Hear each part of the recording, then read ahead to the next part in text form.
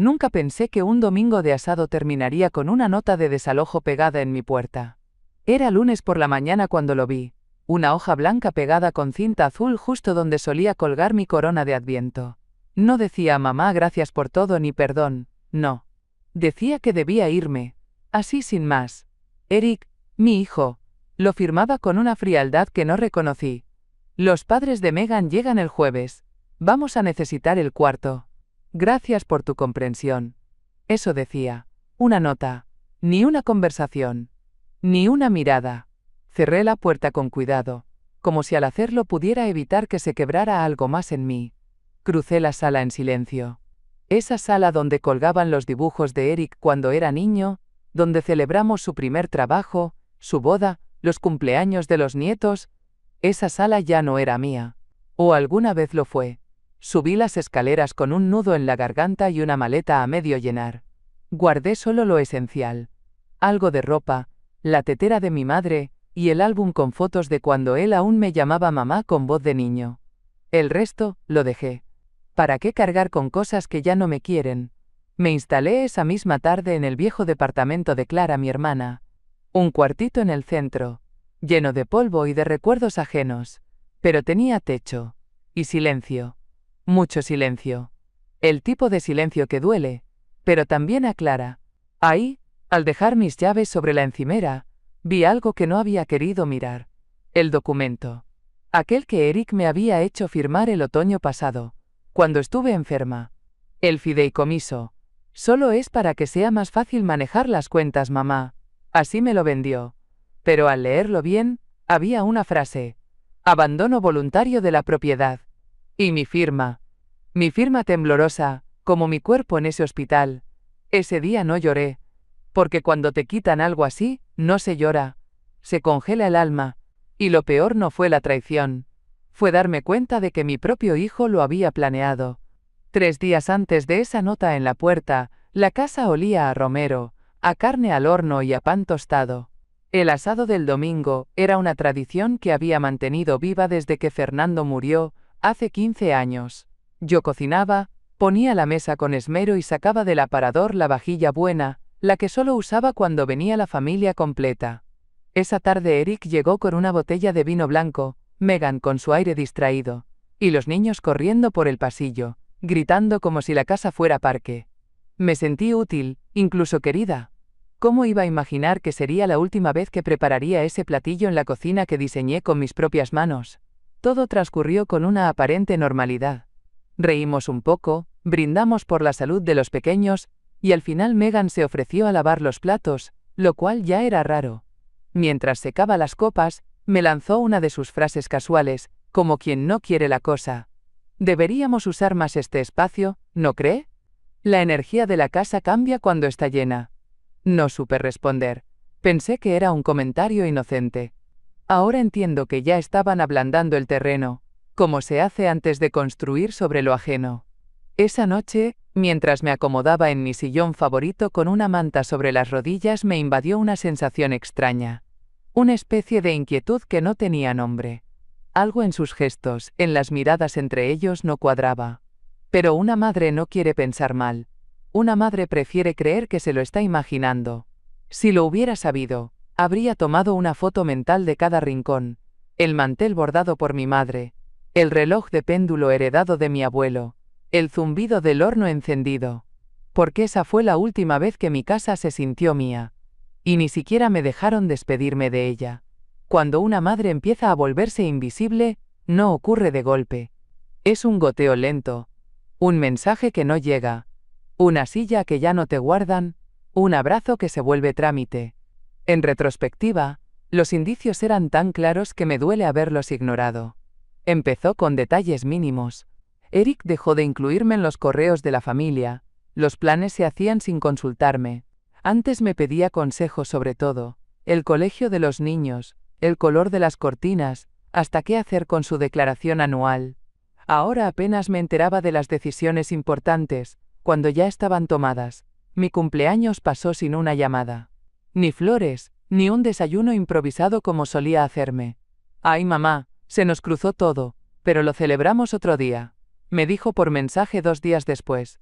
Y yo, Qué tonta. Respondí que no importaba. Que lo entendía. Como si una fecha no dijera nada.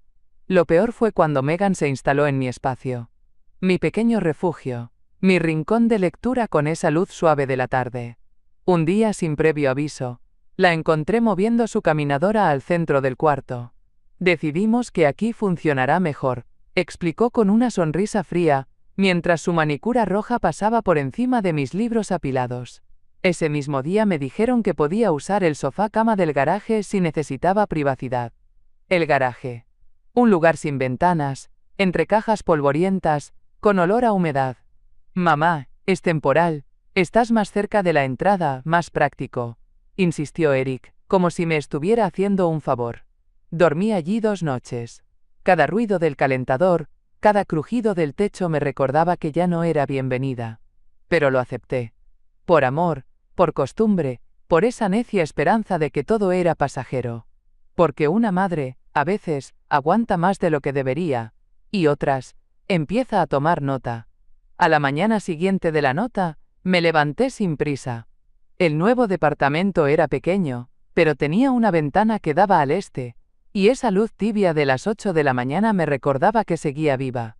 No tenía cortinas, solo el cielo claro y la silueta de los árboles viejos del barrio, que parecía observarme en silencio.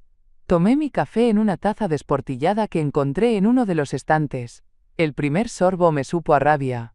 No era la bebida, era el recuerdo. Pensé en Megan, en su voz dulce cuando decía suegra, en su manera de apropiarse de todo, con esa seguridad falsa que solo tienen los que no conocen el valor real de las cosas. Abrí mi viejo cuaderno de contactos. Aún tenía números anotados a mano, con tinta azul ya deslavada. Marqué al banco. Les pedí una copia del fideicomiso familiar y del título de propiedad.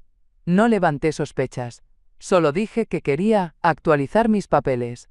Ellos no sabían que estaba sentada en un rincón prestado, lejos de la casa donde pasé más de media vida. Esa tarde, mientras esperaba los archivos por correo electrónico, me topé con algo en el celular.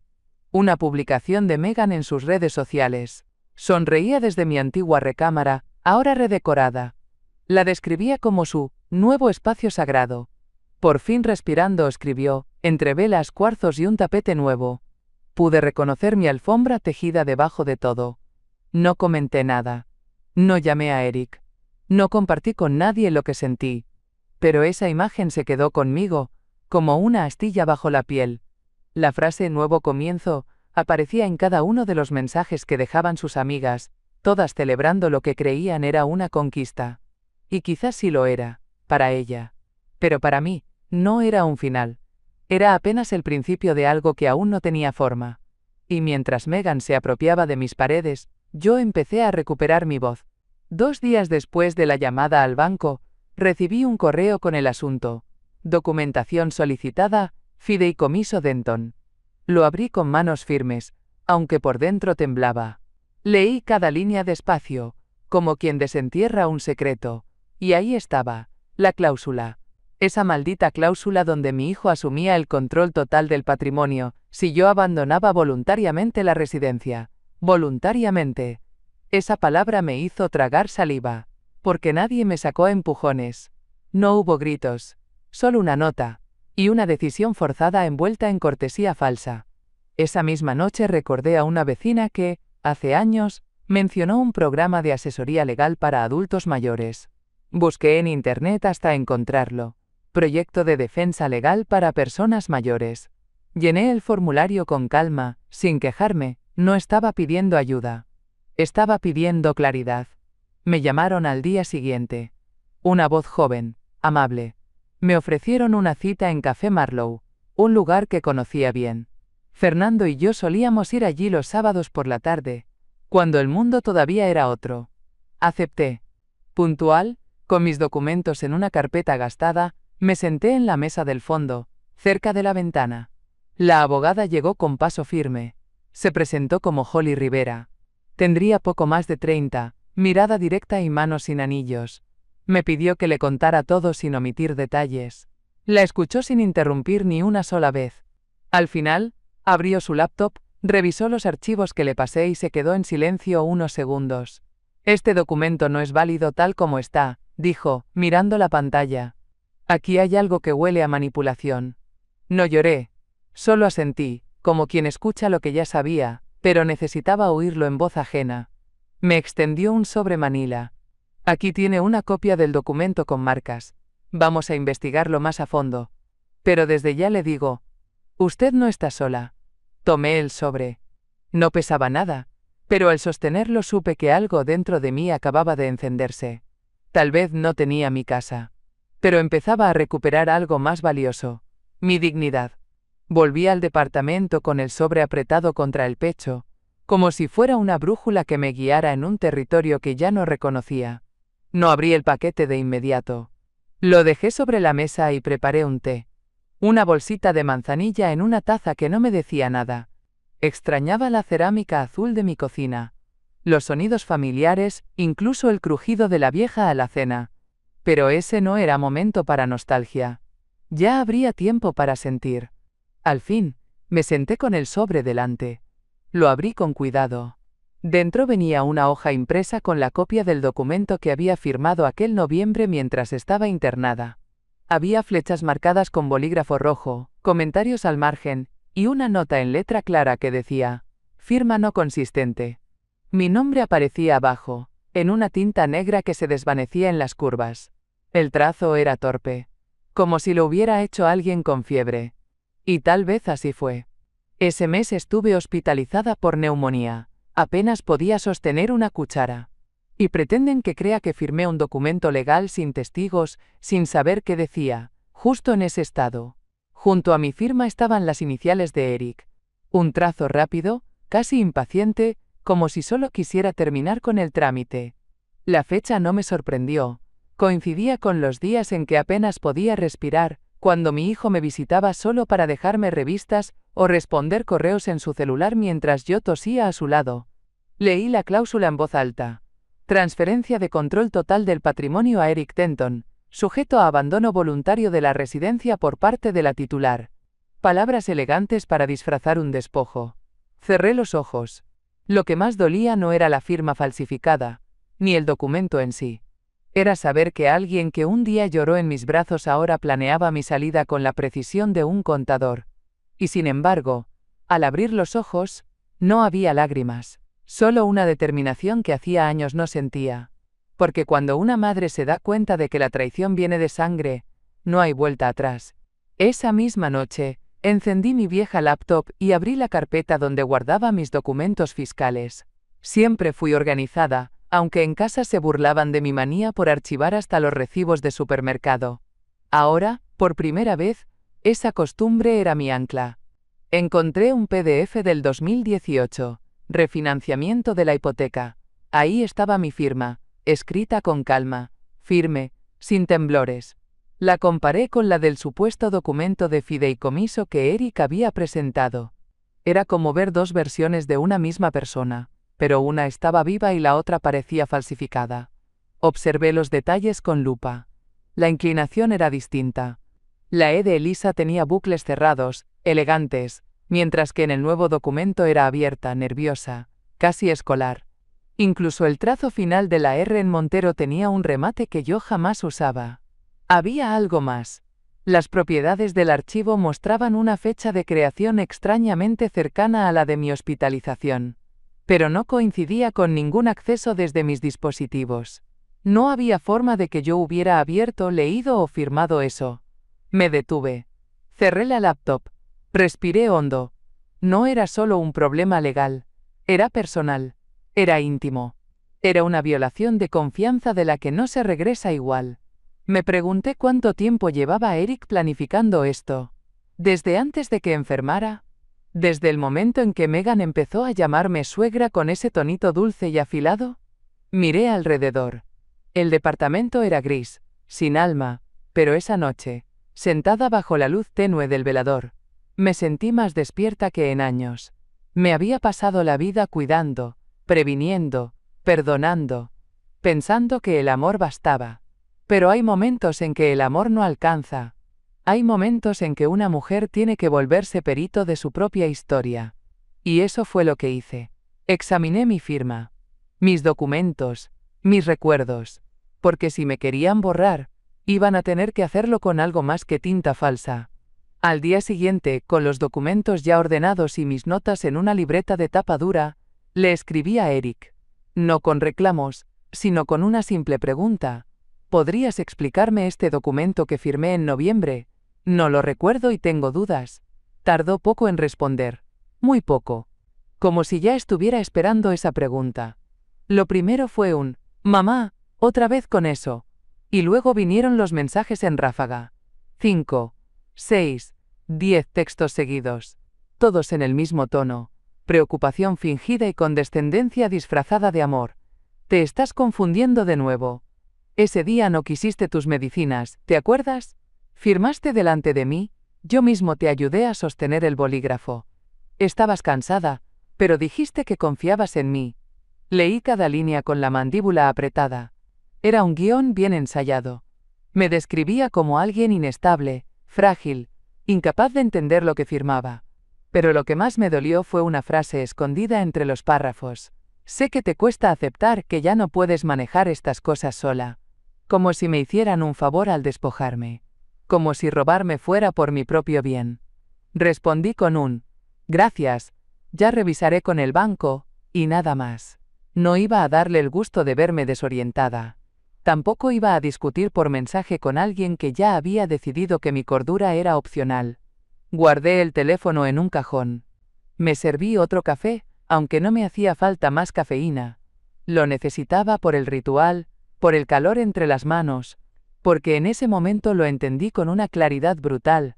Eric no me veía como su madre, me veía como un estorbo administrativo, una firma que sobraba, un trámite que había que eliminar. Y lo más cruel era que había aprendido a vestirse de hijo amoroso para lograrlo.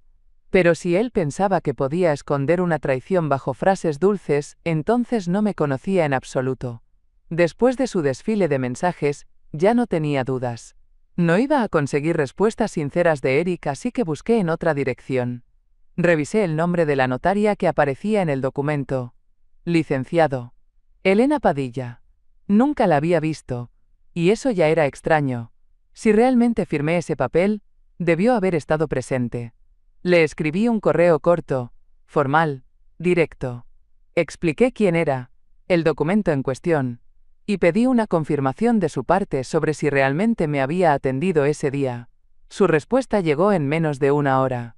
Señora Montero, no tengo registro de haberla visto en persona ni de haber firmado o presenciado ningún trámite de su parte durante esas fechas. Saludos cordiales. No había espacio para malentendidos. Me quedé unos segundos mirando esa respuesta. No era sorpresa, era validación. Alguien había usado su nombre. Alguien había contado con que yo no preguntaría. Alguien había creído que no sabría buscar. Abrí mi carpeta de hospitalizaciones. Encontré el formulario de admisión, fechado con precisión. Ingresé el 3 de noviembre, bajo observación continua durante 5 días. Cualquier intento de firmar documentos legales en ese periodo, fuera del hospital, era no solo improbable, era imposible. Fui más lejos. Me conecté al portal del edificio donde vivía entonces. Aún tenía acceso como propietaria. Descargué las imágenes de las cámaras de seguridad para esa semana. Las entradas, las salidas, cada acceso registrado. No había ni un solo movimiento mío fuera del complejo. Y sin embargo, en el documento aparecía mi nombre, con fecha y hora. Una hora exacta en la que yo estaba acostada en una cama, con suero en el brazo y fiebre que no me dejaba pensar con claridad. Me recosté por un momento. Cerré los ojos y pensé en cuántas veces confié sin preguntar, sin revisar. Porque eran los míos. Porque eran mi sangre. Creí que lo peor era la falsificación. Que nada podía doler más que ver mi firma donde nunca la puse.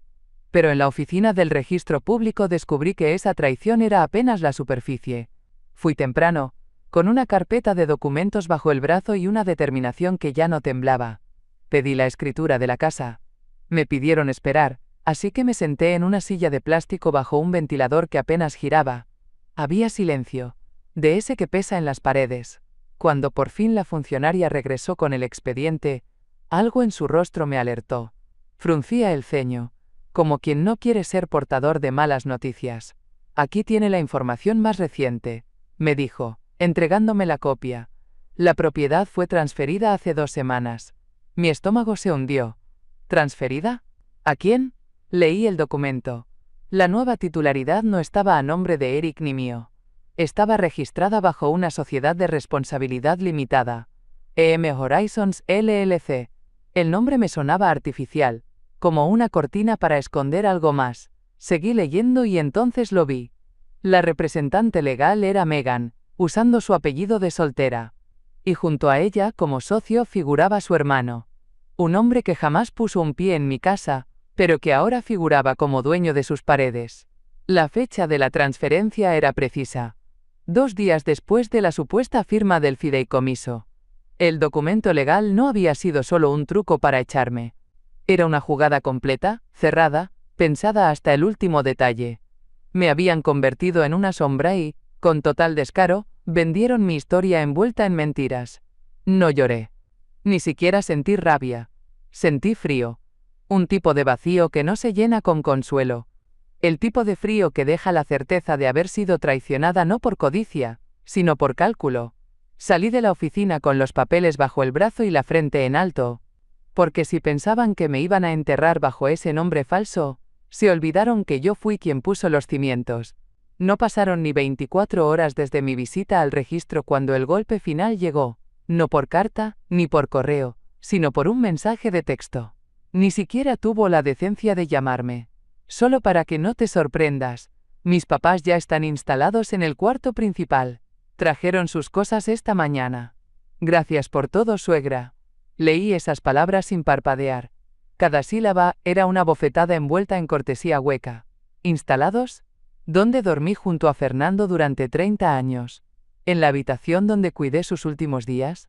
¿Esa cama ahora les pertenecía a ellos? Por un segundo, sentí que me faltaba el aire. No por tristeza, no por nostalgia, sino por algo más áspero. Una furia antigua, honda, que venía de cada sacrificio hecho, de cada sí callado. De cada vez que puse el bienestar de otros por encima del mío. Los imaginé comiendo en mi vajilla. Esa misma que compramos en pagos que cuidé como un tesoro. Tal vez ahora brindaban en mi comedor, celebrando una victoria que aún no sabían que no era suya. Porque mientras ellos se creían dueños, yo ya había dejado de ser víctima. Llamé a la licenciada Rivera. Le conté todo con calma, sin adornos. Ella escuchó en silencio y, sin perder un segundo, comenzó a moverse. En menos de 1 hora, había interpuesto una medida cautelar de fraude testamentario y alertado al equipo legal del banco. Palabras como usurpación, vulnerabilidad patrimonial y transferencia ilícita comenzaron a girar como engranajes. Colgué y miré alrededor. Mi nuevo espacio era modesto, pero era mío. En ese instante, comprendí algo que no había querido aceptar. Lo que me arrebataron fue la casa, sí, pero no la dignidad, no la fuerza, no la historia. Ellos se instalaron en un espacio físico. Yo me instalé en una verdad que les iba a pesar mucho más. Esa noche el departamento estaba en completo silencio, salvo por el parpadeo constante del microondas marcando las 12 con una insistencia absurda. Era como si hasta el electrodoméstico se burlara de mi nuevo comienzo.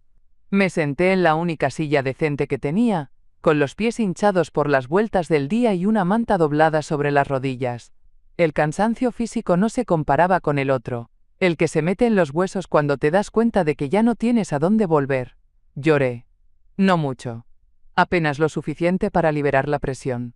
No eran lágrimas de impotencia, ni de miedo. Era rabia. Rabia pura. Porque esa noche, sola en un cuarto ajeno, recordé algo que había preferido olvidar. El préstamo estudiantil. $65.000. Cofirmado por mí, cuando Eric tenía 20 años y soñaba con ser ingeniero ambiental.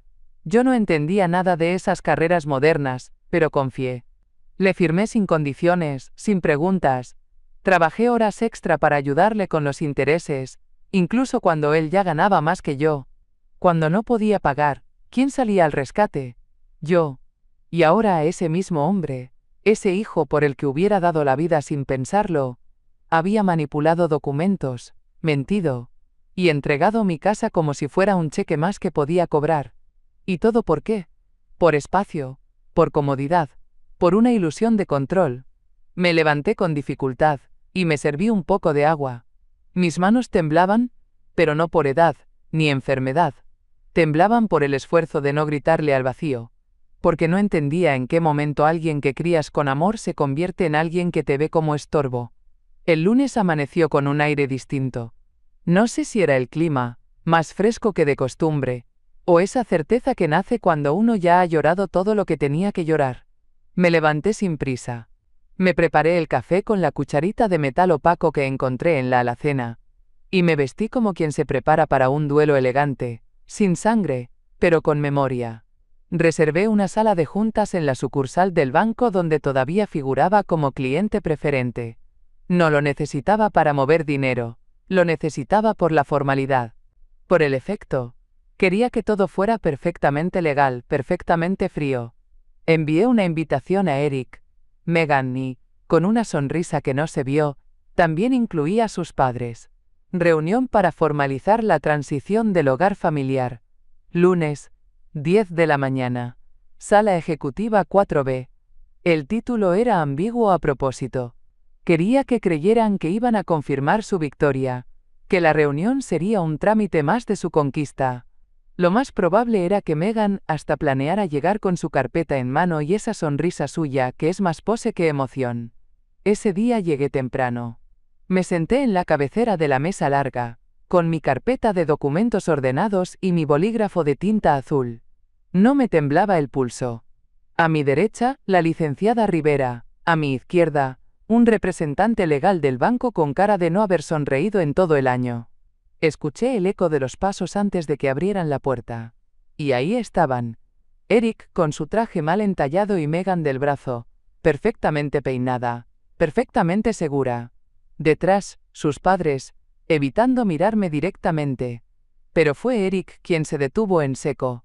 Lo vi parpadear 2 veces, confundido al ver a la abogada y al hombre del banco. No dijo nada. Megan en cambio fingió un saludo como si nada. ¿Empezamos?, dije. Mi voz sonó firme. No se sentaron de inmediato. La sala, como mi silencio, estaba preparada para lo que venía. La sala era rectangular, sin ventanas, con una iluminación blanca que no perdonaba expresiones. Sobre la mesa, había jarras de agua, vasos de cristal, y pequeños letreros con nuestros nombres impresos. Una cortesía innecesaria pero efectiva. Todo olía a procedimiento, a seriedad. Nada que pudiera disfrazarse de reunión familiar. Eric fue el primero en romper el silencio. Se sentó con lentitud, con esa mezcla de arrogancia e incertidumbre que solo tienen quienes se saben expuestos, pero aún no saben cuánto. Megan tardó más. Observaba la sala con atención, como si aún intentara leer el guión de lo que estaba por suceder. La licenciada Rivera saludó con educación. El representante del banco se limitó a asentir. Yo no dije nada, solo esperé. ¿Cuál es exactamente el motivo de esta reunión?, preguntó Eric, con esa voz suya que ya no me sonaba a hijo, sino a gerente defendiendo una mala inversión. La abogada abrió su carpeta con calma y comenzó a hablar. Sus palabras eran quirúrgicas: firmas inconsistentes, documentación irregular, posible falsificación, transferencia de bienes sin consentimiento informado. Cada término caía sobre la mesa como un ladrillo. Yo me limité a observar. Lo hacía por mí pero también por la Elisa que alguna vez creyó que el amor era suficiente para protegerlo todo. Cuando la licenciada colocó los documentos uno a uno, con las comparaciones de firmas, los registros del hospital y la declaración de la notaria, Megan giró ligeramente la cabeza. El primer signo. Ese leve cambio en el rostro que aparece cuando el disfraz empieza a deshilacharse. Entonces H-A-B-L-E, con acento agudo. Solo una frase, sin levantar la voz. ¿Quieren que lea el contrato de arrendamiento que firmaron tus padres con la empresa fantasma? Megan se quedó inmóvil. No respondió. Eric bajó la mirada por primera vez desde que entró. Un silencio denso invadió la sala. Nadie respiró por varios segundos. No hubo discusiones. No hubo golpes en la mesa ni amenazas. Solo el crujir leve de hojas al deslizarse y el roce seco de mi bolígrafo apuntando las fechas. Tomé los documentos de la carpeta con manos firmes. No temblaban. Me había preparado para ese momento, no como quien busca venganza, sino como quien exige que el suelo deje de moverse bajo sus pies. Primero, la declaración jurada de la notaria. Nunca presencié esa firma, había escrito con su propio puño y letra. Luego, el registro de mi ingreso al hospital, sellado por el médico de guardia. Lo coloqué frente a Eric. No dijo nada. Solo miró fijo un punto en la mesa, como si las letras lo estuvieran empujando hacia atrás. Después, abrí la carpeta más gruesa. Los análisis comparativos de mi firma, uno del año 2018 y el otro del documento manipulado. Mostré las diferencias. El trazo torcido, el ángulo distinto, el bucle forzado en la letra M. No eran detalles para cualquiera. Pero para mí, que había firmado 1000 veces por préstamos, seguros, escrituras, era obvio. Eso no era mío. Por último, la joya de la evidencia. El video de la cámara de seguridad del edificio donde vivía. Pantalla dividida en días y horas. No había una sola salida durante la semana de la supuesta firma. Aquí estaba yo, en cama. Aquí también. Y aquí aún internada. Lo dije sin necesidad de elevar la voz. El representante del banco se inclinó levemente hacia el frente. Con voz pausada pero firme, dejó caer la frase como un mazo. Señor Denton, la falsificación de documentos de patrimonio de adultos mayores es un delito federal. Y transferir bienes con conocimiento de su invalidez legal, se considera fraude bancario. Megan palideció. Sus labios, tan acostumbrados a sonreír sin motivo, temblaban sin control. La vi tragarse las palabras. No había defensa posible cuando la verdad se sentaba frente a ti con pruebas impresas y sellos oficiales. Y yo, sin moverme, solo dije: no es personal. Es justicia. El silencio tras la palabra fraude fue distinto. Ya no era tenso, era pesado. Un silencio que no permite excusas, que deja al descubierto lo que realmente se esconde debajo de las apariencias. El tipo de silencio que llena una sala más que cualquier grito. El investigador del banco, un hombre de rostro impenetrable y voz medida, se inclinó apenas hacia Eric. Las pruebas presentadas apuntan a manipulación intencional de un fideicomiso, uso indebido de firmas y omisión de consentimiento informado. Señor Denton, ¿comprende la gravedad de estas acciones? Eric balbuceó. La seguridad con la que había entrado se evaporó. Lo vi buscar palabras que ya no le servían. No era la intención, dijo. Fue un malentendido, añadió. Palabras huecas, sin sustancia. Intentó mirarme, pero ya no había nada que decirme. No a mí. Megan, en cambio, mantenía la vista fija en el borde de la mesa, como si pudiera abrirse una salida por ahí. Cuando mencioné el contrato de arrendamiento que firmaron sus padres con EM Horizons LLC, su cara se quebró. No era vergüenza lo que vi. Era miedo. ¿Deberíamos leer el contrato aquí, o lo revisamos en el juzgado? Pregunté con calma, girando la carpeta apenas unos centímetros en dirección al abogado. El padre de Megan, que había estado callado como estatua durante toda la reunión, se levantó abruptamente. Dijo que necesitaba aire, pero todos sabíamos que no volvería a entrar. Megan lo miró irse con los labios apretados y los ojos vidriosos. La abogada Rivera, sin levantar el tono, habló entonces. La congelación del fideicomiso está en marcha. El banco ha iniciado el proceso para revertir la transferencia a la sociedad. Los documentos falsificados serán remitidos a la fiscalía. Eric hundió el rostro en las manos. Megan no se movió. Yo no celebré. No había alegría. Solo una calma firme, casi solemne. Porque lo que estaba ocurriendo no era una victoria.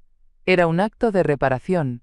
Y aunque nadie me devolviera esos meses de angustia, había algo que sí me estaban devolviendo. Mi nombre. Mi historia. Mi lugar. El resto de la reunión se desarrolló con una extraña quietud. Ya nadie defendía nada. No hubo disculpas, ni justificaciones nuevas.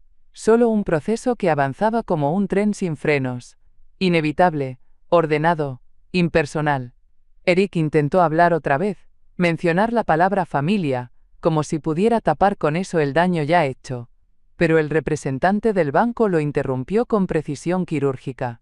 Confirmó que el fideicomiso había sido congelado, que el traspaso a EM Horizons LLC quedaba bajo investigación, y que los procedimientos de restitución estaban en marcha. Hay cargos potenciales por fraude, falsificación y abuso de confianza, agregó el abogado, sin levantar la voz. La frase flotó unos segundos en el aire. Nadie la repitió. Nadie la negó. Megan desvió la mirada, como si de pronto le pesaran las paredes. Eric se hundía en su silla, sin la mínima dignidad con la que había entrado.